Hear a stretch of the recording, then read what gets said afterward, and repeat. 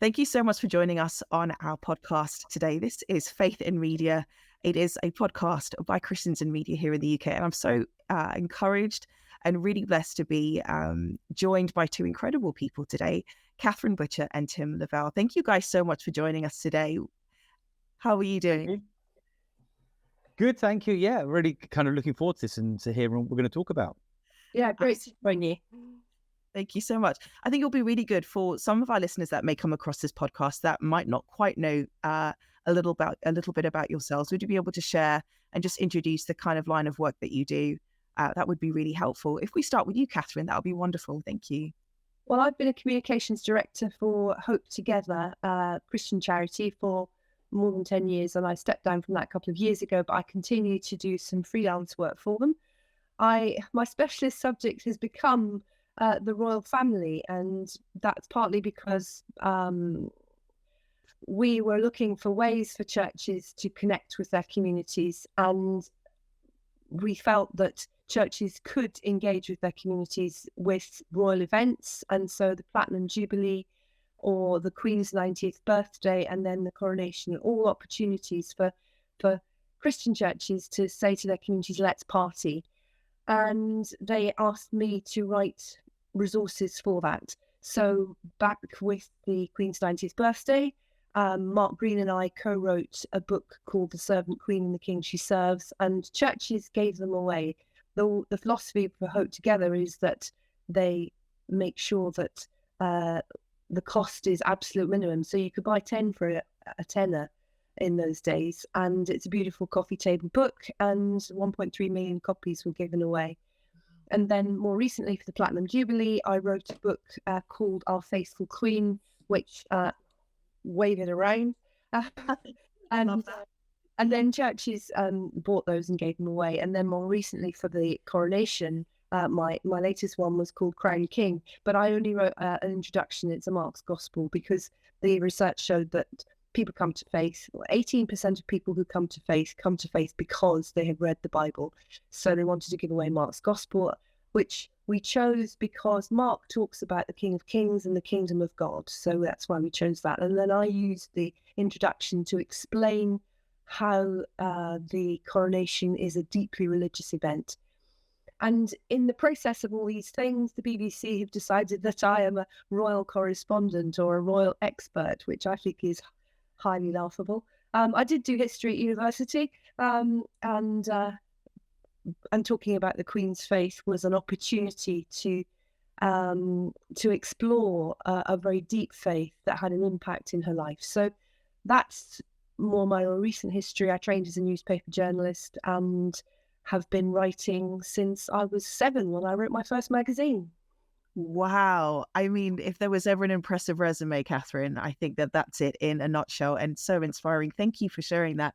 And I love that you've gone right into our topic for today, which is going to be grounded basically within the coronation. And we'll come back to that in just a moment. But last but not least, Tim, please could you give us a bit of an introduction to yourself as well? It's so good to have you both on our platform today. Yeah, hi, Carla. Thanks so much. So, my job at the moment is I'm the program director of Times Radio. Times Radio launched nearly 3 years ago, and we are a new commercial news, quality news station from the Times and Sunday Times. So our goal is to provide thoughtful and open-minded and insightful, intelligent conversation around the news, live 24 hours a day. So we don't do phone-ins, we don't get interrupted for doing like sports commentaries, that sort of thing. And so I think people have really liked it since we launched. We've had so much good feedback, because I think, we were almost born out of the sort of Brexit, that kind of fevered Brexit time when people just seemed to be attacking each other on the airwaves. And there was just a sense that we wanted a space for intelligent, thoughtful conversation that was constructive, but also illuminating. So I run Times Radio now, and I can talk about how we cover the coronation, that sort of thing. Just in terms of myself, just to kind of fill in the gaps, I guess, I've actually been in the media for, I realised, 30 years ago next month. I worked in BBC Local Radio. I worked for a long time on Newsround, the children's news programme. I had a wonderful time there as a reporter and a director and a producer. I worked for Sky News. I've worked for BBC News website. I also was the editor of Blue Peter for about 6 years. So I sort of worked in television, and I worked with Helen Skelton as one of the presenters. That was my era. People often talk about kind of eras, and so I was Helen Skelton and Akin Willeri, and also Barney Harwood, the end of Gethin Jones and Zoe Salmon and Connie Huck. I took Blue Peter to Media City in Salford, and that's my family now live in Manchester because of that. And so I then worked at 5 Live for about 5 years, and then I started at Times Radio about 3 years ago. So that's sort of my career in a nutshell. I both such rich tapestries in your career experiences, and also so different. And I'm so pleased to have 2 very different points of view on kind of what we'll be sharing today with regards to the coronation, and just the points of view that you both are coming from. And I think we'll go straight in, as your kind of common ground is clearly the media front. Catherine, you mentioned that you had found yourself being heralded a royal correspondent. So I'll start with you perhaps on this. What was it like from the media point of view? How did you think that the entire coronation process was covered, just in your view, as someone who is kind of frontline corresponding on this? You've obviously come from a history of, looking and commentating on the events, huge events with the royal family. In your perspective, what was it like for you seeing it from your point? Well, I felt that it was very positive coverage. Yes, there was the tabloid stuff about Harry and Meghan. There was sort of background, what people are wearing. But I thought it was a fairly intelligent comment. There was lots of mentions of the anointing as the most important part, which I was surprised at, because that's one of the reasons I've written a couple of the books that I have written, because I didn't feel that people appreciated that the most important part is the anointing. But it doesn't make good television because you don't get to see it. So I was surprised that the anointing did get good coverage, and people did seem to understand that this was a deeply significant religious event in a Christian context with communion. So that surprised me. It surprised me how well the Church of England prepared the order of service with proper notes that explained it all. They actually explained what some of this ritual and language actually means. So I thought that was extremely helpful. And I think I was surprised that people realised that it had touched their emotions. And there was some negative comment. Yes, of course, there were Republicans. And I did get asked in one interview, was head to head with a Republican about why should I be a monarchist. But on the whole, it was very positive coverage, and I thought encouraging from a Christian perspective that it was religiously literate. Yeah, I love your comments there, and I think many people felt that was a very loud and resounding stamp of the event, is that there was no shying away from the elements of the symbolism, that they was still maintained true to tradition, and that the idea of that the king or the next sovereign is not something that is appointed by mankind necessarily. This is something anointed, and that's a very holy and sacred process. So to have that on a very public stage in the United Kingdom, where there is, diverse views on the place of religion and state, to see that still commemorated and given its due and a moment in such public stage was really encouraging. Tim, from your perspective, obviously quite different as well. Tell us about the build up to covering the live broadcasting of the event. What went into that? What was that like in the build up for yourself, your team, all of those that invested into making what we saw happen? Yeah, before I do that, maybe I can just kind of offer another thought on what Catherine was talking about. I think what's interesting is that everyone I think remembers the Diamond Jubilee and how that wasn't covered that well, and that sense of trying to make it accessible by having gimmicks and sort of trying to sort of have some sort of like sort of presenters who didn't match the event, and trying to make it a bit silly, almost the sense that perhaps the public didn't want to or couldn't engage with it for its own sake, therefore it had to be dressed up in a different way, and that just didn't work. And I think that what we did on Times Radio, but I think what generally the coverage around the coronation, and I think the funeral, and I think the Platinum Jubilee as well, was to take it like seriously, treat it for what it was, and do it properly. Explain what's going on, tell us what's happening, have people who know what they're talking about. And that's actually what viewers and listeners want. They don't, if they're coming to it, by definition, they want to know about it, and they want to be told about it intelligently. And I think there's not this sense of having to somehow make it appeal to people who it wasn't appealing to anyway, or somehow make it kind of more relevant. I don't think the media needed to do that. The palace worked out how they wanted to update it in certain ways. Since the coronation, there's been comment there was a story, wasn't there, about how William is thinking already about how he would change the coronation next time round. And, the palace, what's amazing about the coronation is that, certainly in our coverage, it was highlighted that some things have been elements of the coronation service since the 1000s. And other things were new. There were some anthems that were composed 100 years ago. Andrew Lloyd Webber composed something. Maybe that will be a part of the coronation for the next sort of 500 years. But the palace is always, it's not, although there's a commonality to what's happened in the past. I don't think any coronation service has been the same as the previous one. They've always changed, updated slightly. And the palace did that. So we just needed to, in the media, we just needed to reflect it. It didn't need other gimmicks around it, is what I'm saying. But it also needed people who really knew what they're talking about, like Catherine and other commentators. So I think, I can talk in a minute, but I've already given you quite a long answer there. I can talk in a minute about the production of how we actually got into it. But I think what was interesting was that we really want, in our commentators and our presenters, people who know what they're talking about and who've got detailed information. I sent a note to our production team and presenters a week beforehand. And one of the things I said was, I love detail. I want to know the detail. I don't sort of want generalities and sort of general and platitudes, but actually specificness about what's going on or who's involved or what it means. And actually I think that's what listeners and viewers want. That's really, really insightful. And I think you raised some really important points there. I think sometimes we don't have to make something, as you say, just appeal to what we've got as a very diverse audience now, but actually the essence of what was on display in the event itself stood alone for itself. But like you say, having educated commentary, informed commentary really, really helps people. And that's what they came for, I would say, as well.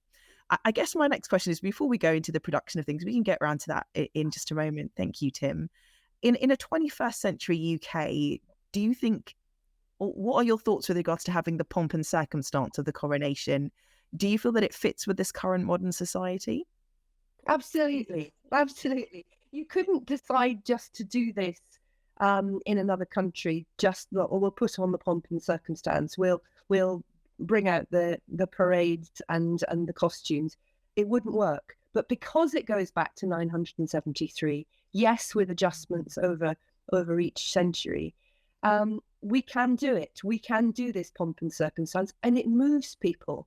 And one of the first reasons I got into writing about these things was because I was looking for ways to help people understand about heaven.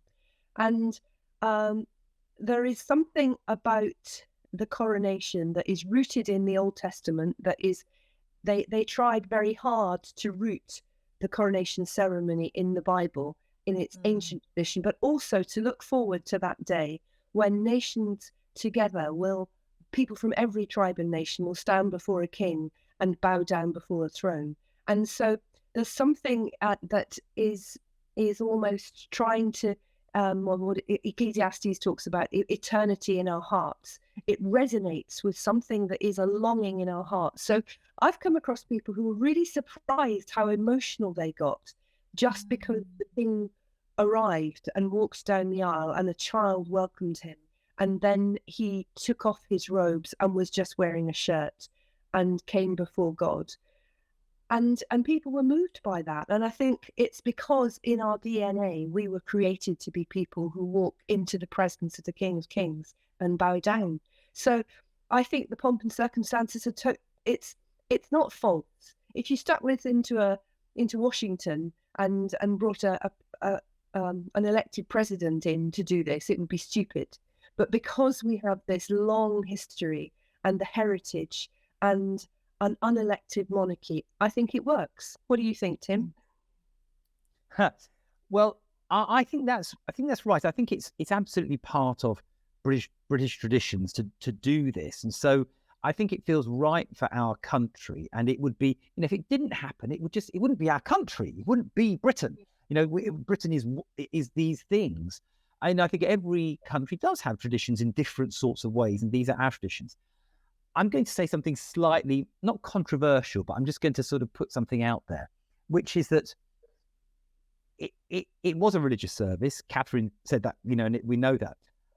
I found it difficult, though, to connect with in some levels as a religious service. And that's partly because I find there's two reasons. Firstly, I find the two things intertwined, which is state occasions and religious occasions. So you look at the state opening of Parliament. It has all these, black rod, it has kind of thrones, it has lots of things like that. That's purely secular. And so I think so much of it gets viewed through that just pomp and circumstance prism rather than through the kind of religious prism. And so, and if you were to crown a king let's put it like this, if you were to crown a king in a secular way, you would have quite a lot of similar elements, the great and the good there, crowns and that sort of thing. And then my second thing is that, myself as a Christian, so I go to a, an evangelical, quite kind of low church, and I find, high church services quite hard to connect with. And so actually, I myself wouldn't kind of choose to worship in that sort of way. And so I remember going to a confirmation service of a sort of dear friend of the child of some dear friends of ours about a few years ago and it happened at a British public school. And it was a service, and it kind of had lots of different traditions that, like we saw in the Coronation. And I found it hard to connect with. And in some respects, I actually felt like the other children who went along, the other pupils, it was like it didn't sort of show how Christianity is relevant to the modern day. And so I often think, although it had the Christian, I couldn't, perhaps also because I was working, in the sense of I was looking, sort of working days, whatever. But it didn't sort of help me particularly connect with God. And so I found the kind of religious elements sort of a bit more difficult to engage with.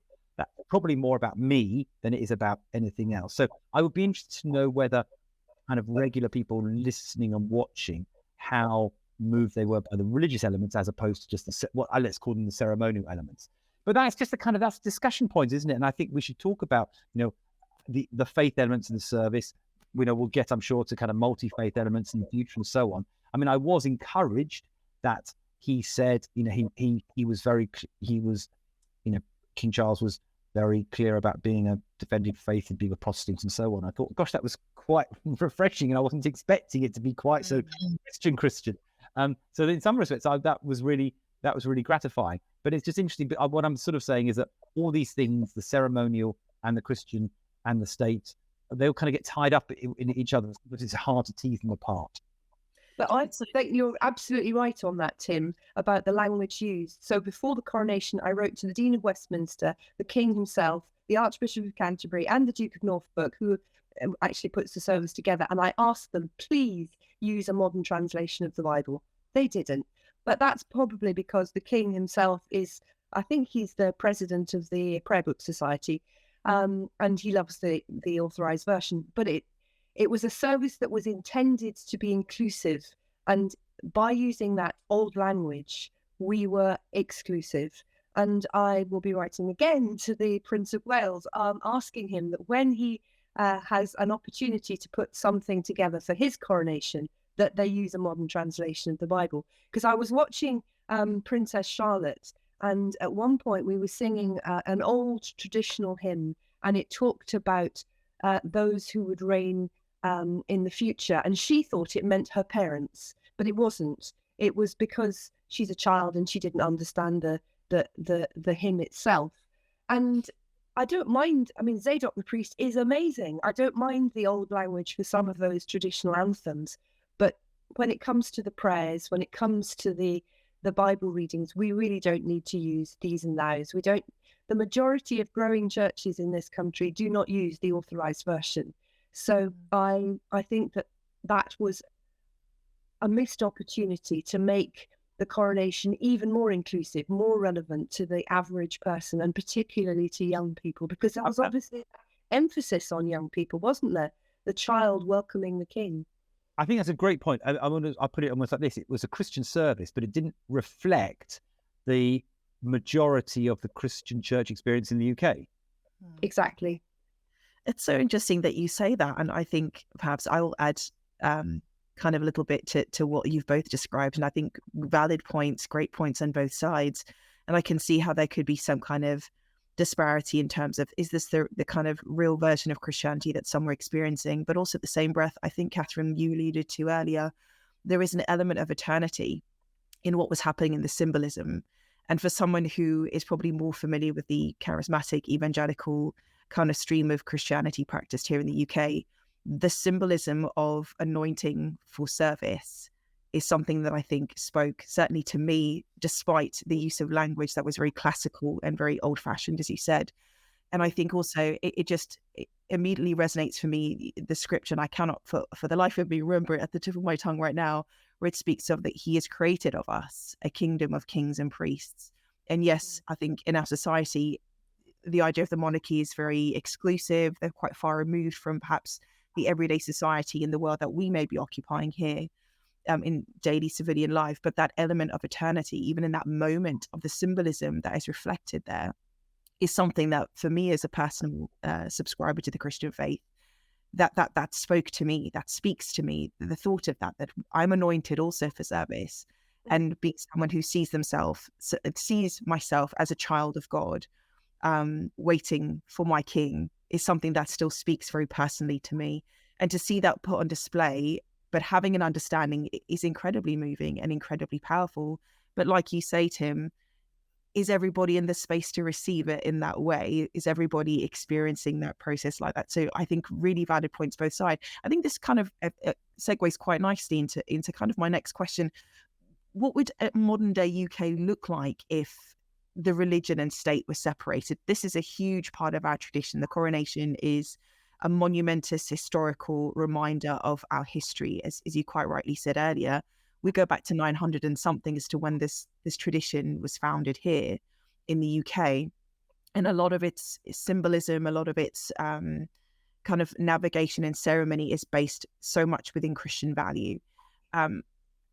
Is there a way what would that look like if it was separate from state? There is no way to escape state and religion coming together and then the coronation. What would be your thoughts on something like that?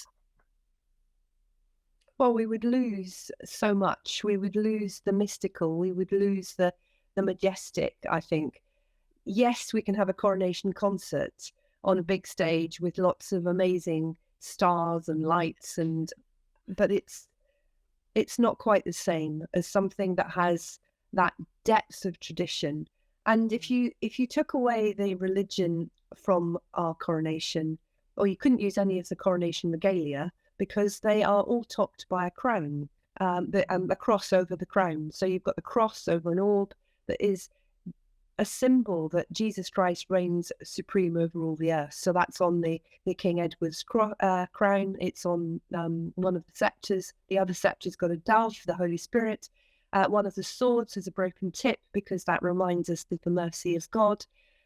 You take away the Christian element of our coronation, you lose the coronation regalia. You lose that depth of service, and you come up with a very nice concert at Windsor Castle. Yeah, fair enough. Tim, thoughts? I'd love to hear your thoughts on that as well. I find this very tricky, because we live in a multi-faith society, and we have to recognize that. And I think that I think that if this, you want, if he's going to be king over the whole of our country, then actually there are people of different faiths who take their faith extremely seriously, and you want them to be included. Now, they were included; there were elements of that, but I sort of think this to myself. I don't have a kind of an easy answer, if I'm honest with you. But I go to America for a second, just kind of easy sometimes think about other countries. Isn't it interesting that presidents always, talk about God bless us, and they talk about and they pray, and they talk about Jesus a lot. And it's kind of a given that a president says they're a Christian. But, there are lots of people who aren't Christians in America. There are people of other faiths in America. And it's interesting that how does it feel if you're not the majority faith? But then equally, you look at then other countries where Islam is the majority faith, and we say as Christians, we want the Christians to have a voice. We don't want them to be persecuted or downtrodden. So I sort of thinking, can any country really say that the country as a nation is sort of the same as a kind of has one faith or one religion that is the same as that country? It's sort of I think it's tricky. So it's a slightly woolly thought. I'm sorry, it's a bit ill thought out. Catherine would express it much better if she probably does have a different view to me on this one. But I'm just saying, I think what I'm sort of saying is having any one country sort of say our religion for our country is this religion in the modern world is tricky. But that's not just a point about Christianity. As I said, it's about Middle Eastern countries that sort of say our one faith is Islam, and I sort of feel, well, where does that leave room for Christians? So I think, yeah, I think that we've said that. I don't think we've said we're a Christian country. We have allowed the king to be true to his faith, but had a ceremony that reflects his faith and the faith that is part of our tradition. But we have also said that the Church of England's role is to foster an environment in which people of all faiths can live freely. And it's a wonderful example to other countries because, yeah, lots of countries, there is a strong religious element that persecutes the rest. So the Church of England, in its woolliness, I'm a member of the General Synod, I can say that, has graciously said, but we welcome people from all faiths, and we're going to give them a role in the coronation, so they're handing over the spurs and the armills and the things that haven't got a religious symbolism. So we're involving people, and we're making sure that there is an inclusivity. But you've got to decide that you are one or the other, and the king is a Christian. Now, so I think that's a brilliant point. I think you're absolutely right. The Church of England, bent over backwards to be inclusive and so on, perhaps too much so sometimes. What I sort of mean more is actually when your comment when you just said we are not a Christian country, and I think a lot of people would want us to say we are a Christian country, and that's almost what I'm getting at. Is that can we still say, and this is wider than the topic of this one podcast, is can we still say the UK is a Christian country? I don't think so. The majority of people don't go to church, although I think it's 48% would still describe themselves as Christians. So it's not the majority, but it's not there are other faiths are very much minority faiths, but we give them equal status, and we go out of our way. I think the complexity there, both of you are really, I think, raising, brilliantly, and I think this is really the crux of the matter. It is one thing to talk about what would it look like if religion and state were separate, but if we're to really look into the complexities of certainly traditions and values in this country, if you look at our judicial system, the way that laws have been kind of curated over time, if we look at our holidays and observances of moments of how our annual calendar is set up, it's hugely determined within Christian traditions and Christian ideals and Christian values, if not biblical, actually. If we're going to think of the 10 Commandments, really kind of form a lot of, very basic laws that we have here in this country. If we start separating those out because they go back and are so entrenched within so much of our history and how we've evolved as a society, we're not able to just, I think, step away from that entirely. But what does that look like here? What does that look like in this day and age? And I think the way that Tim is describing, that's incredibly important to consider how, and I think I'm trying to say this, forgive my words, but if we were to look at the example of her late Majesty, the Queen, the way that she was still very inclusive, like she was not unawares of the diversity represented in the communities within her subjects, but was still quite true to, this is from whence we came, this is the land that we live in, and this is how I choose to move forward. was still something very apparent, very clear, and very unapologetic. And a lot of people have admired that, despite maybe coming from different backgrounds or different faiths. She was loved for that personal conviction and what she displayed through the nature of her character and how she ruled and how she interacted with the role that she the servanthood that she carried her role through our society for decades. And also that long-standing consistency, I think, certainly set her apart as a monarchy, not just as our monarchy, but also as an individual. And I think what Tim is saying, what does it look like if we don't have a monarch like that? What implications does that have? And I think we might have heard before, I think our current King Charles has mentioned before being a defender of all the faiths. And what does that really look like then for our society if, even though through the coronation it was clear that he acknowledges himself as a Christian, but what does it look like therefore to be a defender therefore of all the faiths as the head of the Christian church here in the United Kingdom? What are your thoughts about that, possibly, Catherine? Well, the Queen helped to clarify that, and she started this understanding that the Church of England is an environment in which people of all faiths can live freely. And so the Queen clarified that defender of faith was making sure that the Church of England would protect other people's freedoms, and that's very important in our society. But the Queen also talked very personally about her own faith. She talked about Jesus Christ as her anchor, and she talked about Jesus as being an example that she would follow. So she had a personal faith, but she respected people of all faiths and none. And then I remember we had an interview with Rabbi Jonathan Sachs, who said how well the Queen had treated people that he had introduced her to, people who were Holocaust survivors. And she went to mosques, she went to Gurdwaras. She was someone who was seen in all sorts of places, respecting different people and their different traditions. But on a Sunday, you'd find her in church. And that's the same for the King.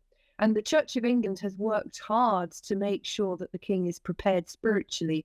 The late Queen, as she was preparing for her coronation, she had a little book of private devotions, and that was what I based one of my books on. And I asked the Archbishop, was this going to be prepared for the King? And yes, it was. There was a little book of private devotions prepared for him to use every day for the 30 days before his coronation. And that was something that had been written partly by the Archbishop, which is what the Queen's little book was written by the Archbishop then. But this time it was by other faith leaders as well, other Christian leaders. And then there was a second book that he was given that was written by people from all around the world and people of different faiths. And then, of course, the Church of England also published a little book for Christians to be praying for the King. And I think as Christians, we need to trust that God is in control of who is in charge of our country. And we need to be praying for the next king and his son, that they will have an opportunity to break through the authorized version and understand real faith.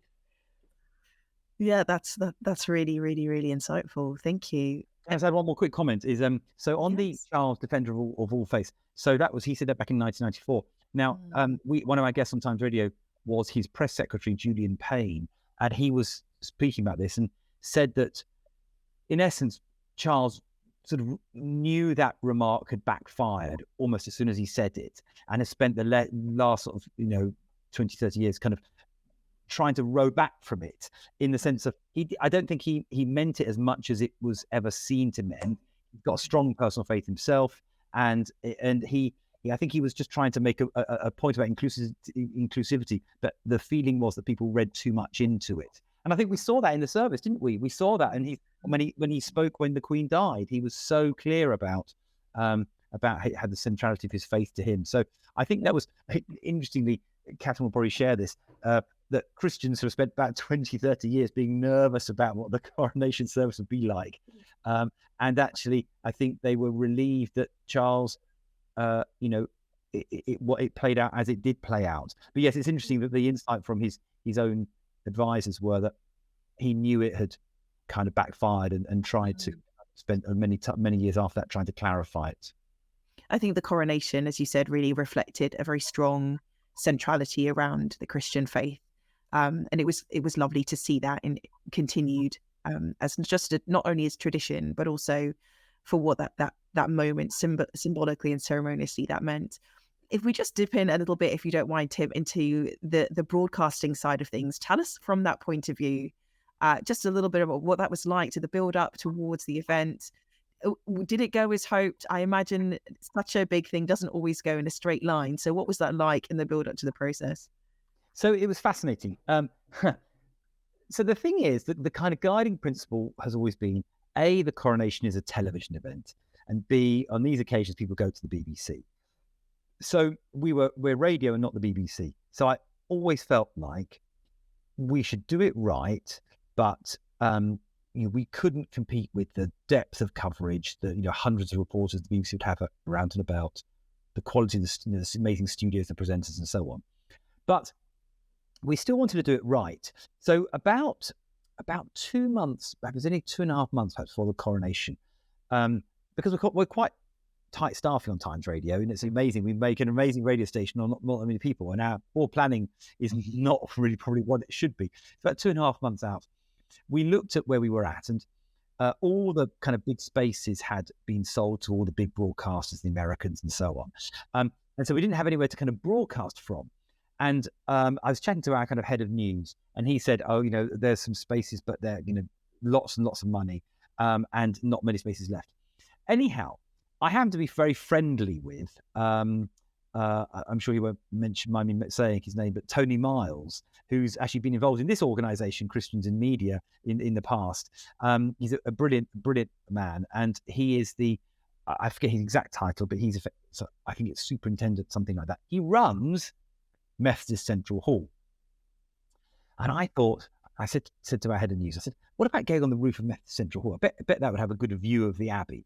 He said, "Oh no, it'll be blocked up. They're building like BBC studios in front of it, and so on. It will just be blocked off, and so it won't work." Anyway, I thought, I'm gonna have a go. So I just dropped Tony an email. I said, "Tony, is there any space on the roof?" He said, "Actually, yes, we let out the roof. We've got a couple of spaces left. They're going fast." So we kind of got our skates on, went over to see it.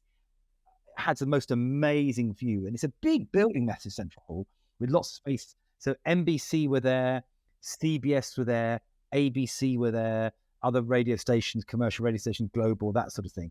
But they had a space, and so we sort of we worked out, could we afford it, and so on. So in the end, we moved quite quickly, and we booked a space on the roof, and I was thrilled about that.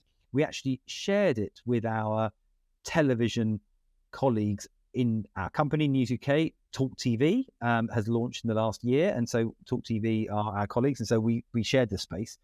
And then we moved quite fast, and we basically put a rooftop studio there. We bought an all-weather, that cost us quite a lot of money, several £1,000s to kind of put an all-weather canopy over and sort of. So it's quite a lot of money, but we then had a studio from Thursday before the coronation, and we did some shows from there. Now, one of my other, not exactly theories, but in my experience of doing these events, there's a couple of rules one of which is that people don't really get excited till they get going, but then also all the excitement and the sort of interest is really in the build up.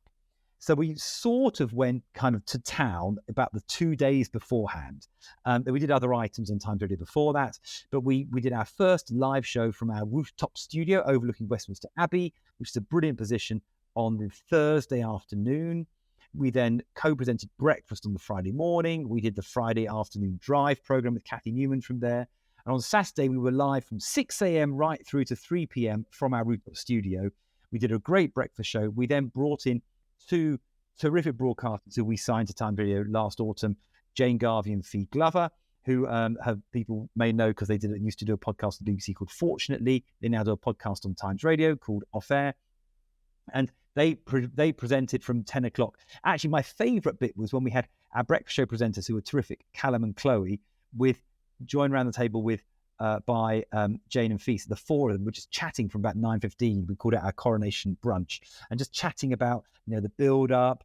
We had Rosie Wright, who's a terrific broadcaster you may know, used to ex Premier Radio, who was outside Westminster Abbey on the ground. She did a lovely bit of commentary describing how some of the people going into the Abbey some of the women were wearing trainers, and she was horrified.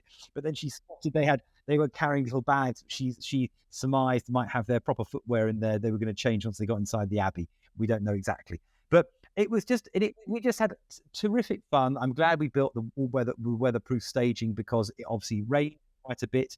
And I think that it was just another thing we did was we changed the Times Radio top of the hour music. We did a Coronation remix, so we put in little bits of Land of Hope and Glory and the national anthem.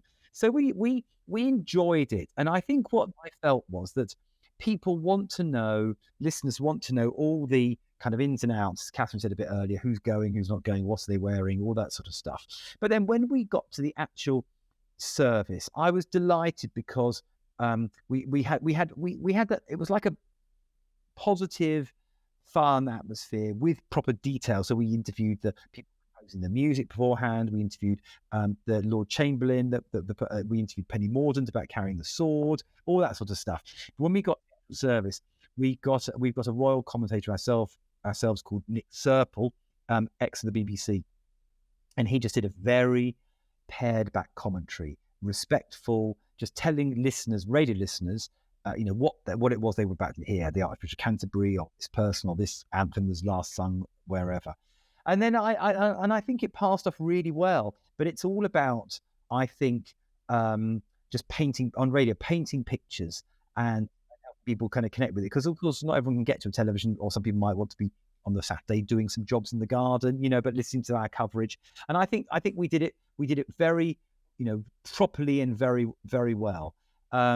Some people, hopefully came to us as an alternative to the BBC. I think we had a slightly lighter tone, but it wasn't disrespectful or trivial. I would like to stress that. It was respectful, and it had detail, and it was very informed. I mean, I think intelligence is one of the hallmarks of Times Radio in all we do. But like, it was funny, Carla, because just that sort of the having to scramble ourselves to kind of get this rooftop studio when we had nothing 2 months out, and then we suddenly had. I just can't imagine how stressful that must feel. But one of the most historical moments to be capturing, ensuring that you're doing justice to capturing environment, like using painting pictures with words for an audio audience altogether. I can't even imagine what that must have felt like. But it sounds like you had so much fun doing. The energy from you is clearly quite contagious. I imagine the rest of your team are just like you on that front. I think everyone got into it, and that was and actually part of it was, as Jane and Fee, they wanted to present that morning, so I partly responded because they were nagging me, saying we're really up for it, we want to do it, and their production team were brilliant as well, wanted to do it. So I had lots of volunteers for the day. It was just a joy to win. So that sounds wonderful. Thank you both so much for sharing.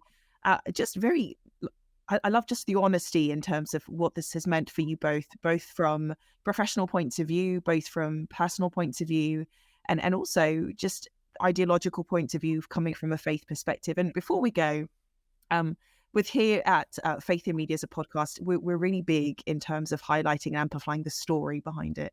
And you shared some of those already. And so I'm going to just ask a few questions based on yourselves and the kind of spaces that you occupy within your work.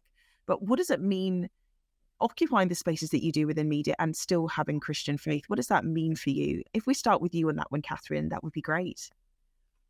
Well, for me, it means using ordinary language because I tend to work in Christian environments, and I want people to understand who are not part of that Christian subculture. I want people to understand what we're talking about.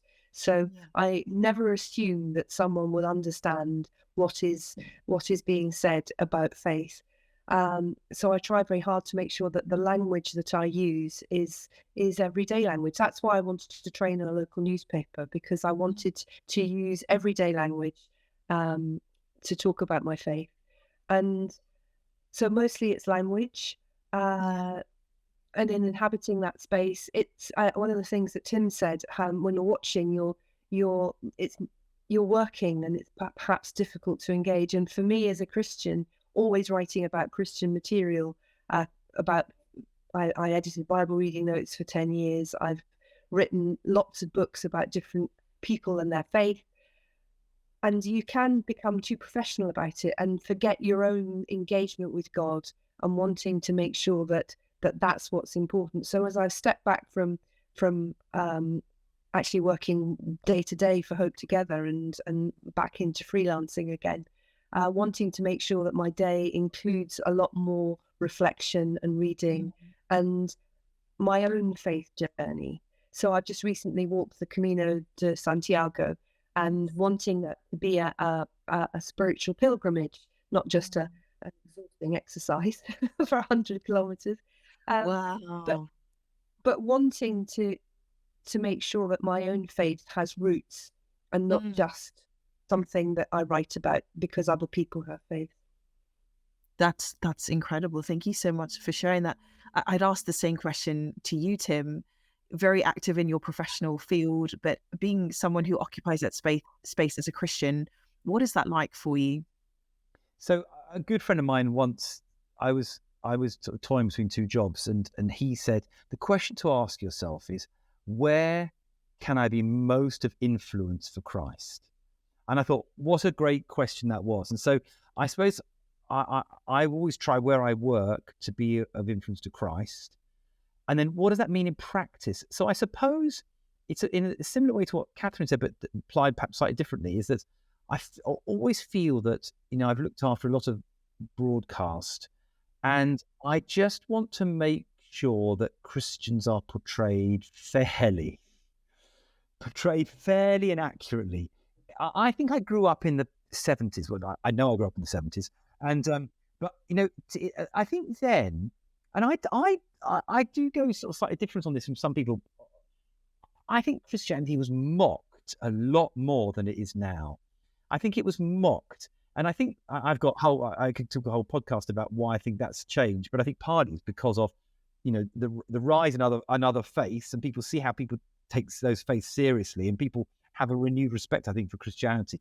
But, in sitcoms and programs, vicars were mocked and Christians were mocked, and I don't think Christians are mocked as much, which I think is, they probably are still, but not as much. And I think that, what I want to do is make sure that we are reporting on the good, amazing things that Christians are doing. I remember Tim Montgomery once said that, if you look at, the voluntary work done in this country, a good proportion, if not majority, is done by Christians working as volunteers, and a lot of charities are funded by Christians, and obviously a lot of charities are funded not by Christians, by people who aren't Christians as well. But I just think that I want to make sure that that I can enable Christians to be reflected well in the media, and that we hear from Christians who are doing interesting things. We hear from contemporary Christians who are working, who are influencing their community, and are portrayed well. So I think just getting Christian commentators on the media, that sort of thing. So that's kind of what it looks like for me in practice. Now, what I would say is that at the same time, impartiality as a concept is important to me. So I would always want to make sure that we are doing it in a way that doesn't, that I wouldn't want the people I work with to feel like we sort of, I push that more than any other sort of story that we want to push. So every story has to sort of get there on its own merits, let's say. Every guest has to get there on its own merits. But sometimes it's just the media not knowing about these people. There are some terrific Christians who work in different areas who people the media don't know about. And if I can help get them on, give them a voice in the media, that's a brilliant thing. Catherine and Tim, it's just been great having you hearing your stories, your perspectives of the recent coronation. And my final question before we let you go is just one final thing for anybody that is looking to occupy kind of similar pathways that you have both defined for yourselves within the media space, and also being a Christian. What would be your advice to those up and coming who are hoping to enter into that same space? If we start with you, Catherine, that would be wonderful. Thank you. Well, I think it's really important to stay rooted in your local church. When I moved to Eastbourne, where I trained on a local newspaper, the first thing I did was find a church where people could support me, not just on a Sunday, because I was often not able to be there on a Sunday. because I might be working. So I was part of a home group and got some close Christian friends who would speak into my life and keep my feet on the ground. And most people that I know interact with in terms of church, that they've seen me on Songs of Praise. They occasionally say, "Oh yeah, we heard you on BBC News," but on the whole, I'm just another person who does the coffee rota and knows where the toilet rolls are in the church. Those kind of practical everyday things. And I think it's really important as a Christian in the media to be part of your local church and to have some people who will support you and pray for you and encourage you. So in this recent coverage about the coronation, there's a WhatsApp group that I have messaged and said, I'm going to be on, and would you pray for me? And they've been praying for me. And that's really important. I mean, my husband was on BBC News, writing the news for radio for 25 years. And it was a lonely place as a Christian, especially, as you say, Tim, back in the day, Christians were mocked in many ways. And so writing the news in that secular environment, it's a lonely place, and you need to have Christians to support you and to make sure that you don't get big-headed, but also that you continue to grow as a Christian, because that's growing closer to Jesus is the most important thing. That's amazing. Thank you, Catherine. Tim, last but not least, we'd love to hear your thoughts on the same question. So I'd second all those points, Catherine. I think that's absolutely brilliant. I'll just give you something completely different though, and sort of a practical thing is email the person who runs the program that you want to work on. That's as my simple tip. It's really easy to work out email addresses. You can even Google to find out what the email formulation is. Just look at if it's a TV program, look at the credits. If it's a radio program, listen to it. If it's a newspaper thing, just contact someone directly and say, I'd love to work on your thing. Could I come and shadow you for a day or whatever? Now, people are busy, so they might not get back to you. I would sometimes say follow up a couple of weeks later. 2 or 3 follow-ups might be needed. I'm very busy. I don't always get back to people immediately, so I'm guilty of that. But I think that the media it's not as hard as people think it is. It's kind of difficult to get in, but I do think you can make your own opportunities. And if you are persistent and go to people, then I think you can get into the media. And I think, and then I suppose my second point, just if you want a slightly more faith-based point, is I just always behave with integrity. Just do things with integrity in your career. And I found I've actually benefited from that. But I might not have done, but I think do things with integrity, because if you don't, then what's the point? Wonderful gems to leave behind. Thank you both so much for your input and your stories and your perspectives. They have been so valued. Thank you so much for joining us, Catherine and Tim. We wish you the very best here at Christians in Media and, of course, Faith in Media podcast. And we really hope that we get to chat with you further. Thank you so much for your time. God bless and bye-bye. Thank you. Thank you. Thank you.